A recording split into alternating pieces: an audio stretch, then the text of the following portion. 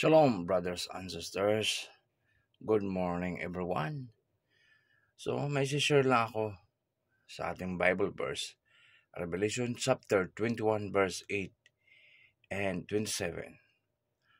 Sabi nga ng Biblia, ang hindi maliligtas at makaakyat sa kaharian ng Diyos ay mga sinungaling, mangkukulam, mamamatay tao, nakikiapid, at gumawa ng karumal-dumal.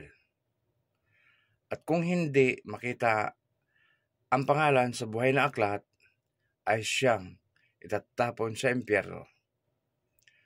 So brothers and sisters, sa pagsisinungaling pa lang, hindi ka na makakaakyat sa kaharian ng Diyos.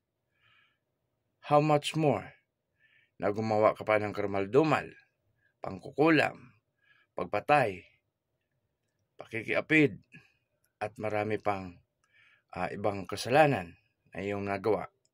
Lalo't lalo na ay nagkagawa ka ng kasalanan laban sa banal na espiritu. Yun ay walang kapatawaran.